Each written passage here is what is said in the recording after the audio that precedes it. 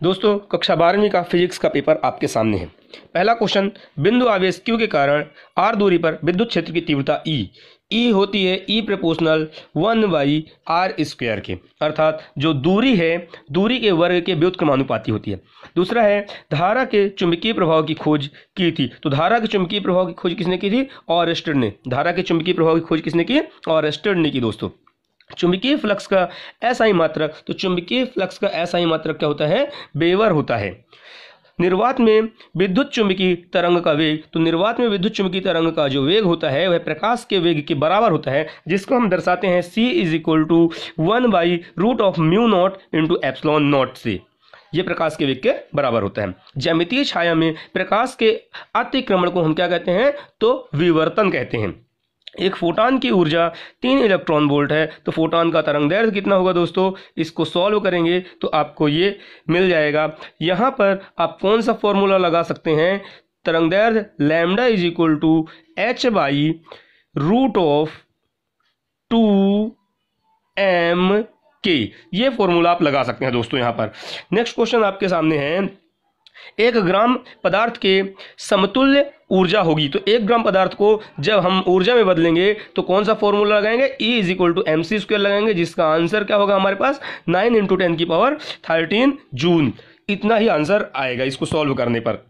अगला क्वेश्चन है, रिक्त स्थानों की पूर्ति कीजिए।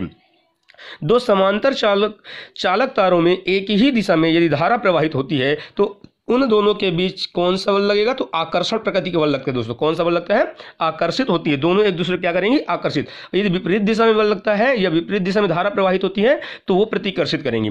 धारावाही वृत्ताकार कुंडली के केंद्र पर चुंबकीय क्षेत्र उसके तल के लंबवत, उसके तल के क्या? लंबवत अंदर की ओर होता है।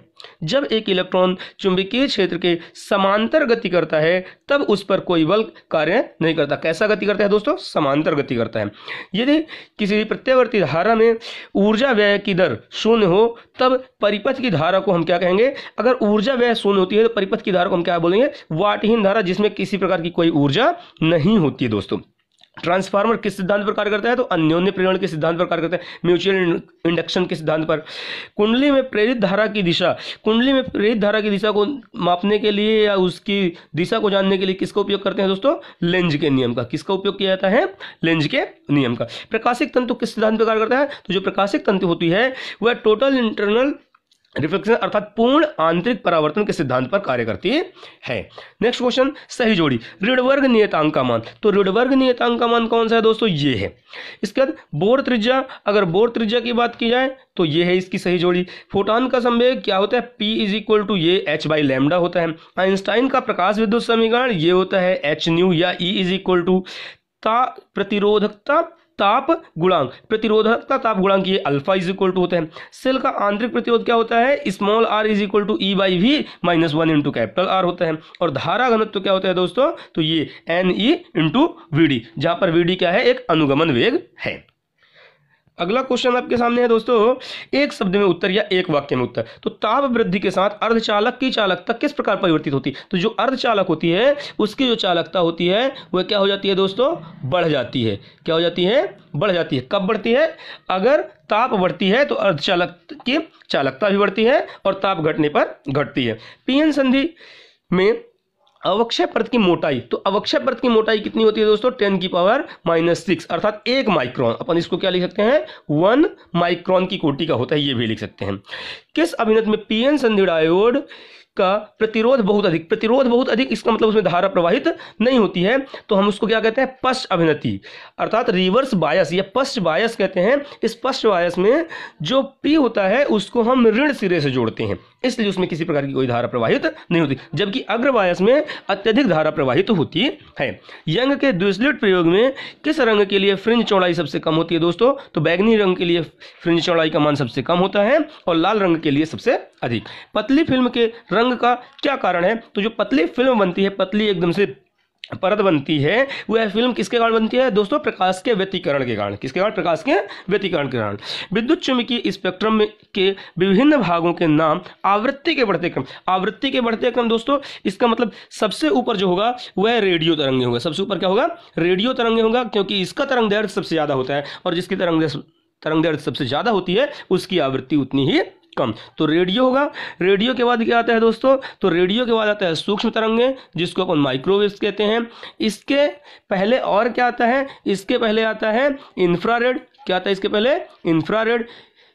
और इसके बाद अपने को दृश्य प्रकाश, विजुअल रेज, दृश्य प्रकाश होता है। दृश्य प्रकाश के बाद परावैंगनी किरणें अर्थात यूवी रेज, और यूवी रेज के बाद होता है एक्स किरणें, और एक्स किरणों के बाद होता है गामा किरणें। अर्थात दोस्तों सबसे ज़्यादा आवृत्ति गामा किरणों की होती है, उससे कम एक्स की, और उससे कम यूवी की अर्थात परावैंगनी की, और उससे भी कम होती है विजुअल रेज। उससे थोड़ी सी कम आवृत्ति किसकी होती है? इंफ्रारेड की। उससे थोड़ी सी कम माइक्रोवेव्स की, और सबसे कम आवृत्ति जो होती है वह किसकी होती है? रेडियो वेव्स की। तो बढ़ती हुई आवृत्ति अर्थात हम रेडियो वेव्स से स्टार्ट करके गामा किरणों तक आएंगे, और यदि घटती हुई आवृत्ति बोले तो गामा किरणों से स्टार्ट करके रेडियो तक जाएंगे दोस्तों। विद्युत चुम्बकीय स्पेक्ट्रम के किस भाग की भेदन क्षमता सर्वाधिक होती है दोस्तों? तो जो भेदन क्षमता है, जिसकी आवृत्ति सबसे ज्यादा होगी उसकी भेदन क्षमता सबसे अधिक होगी दोस्तों। अर्थात गामा किरणों की भेदन क्षमता सबसे अधिक होती है, और रेडियो वेव्स की सबसे कम होती है दोस्तों। नेक्स्ट क्वेश्चन आपके सामने, ये दोस्तों 2 नंबर का क्वेश्चन है, और इसी प्रकार के और भी इसमें बहुत सारे क्वेश्चन हैं दोस्तों। तो मैं ऑब्जेक्टिव पूरा हल करवा दिया है, और आगे भी बहुत सारे क्वेश्चंस हैं जो कि आपकी परीक्षा में आएंगे ही आएंगे। इन्हीं में से आपको परीक्षा में क्वेश्चन 100% है कि 70 से 80% क्वेश्चन आपको इन्हीं से मिल जाएगा दोस्तों। वीडियो देखने के लिए धन्यवाद, और चैनल को लाइक और सब्सक्राइब अवश्य करें तथा अपने दोस्तों तक शेयर करें दोस्तों।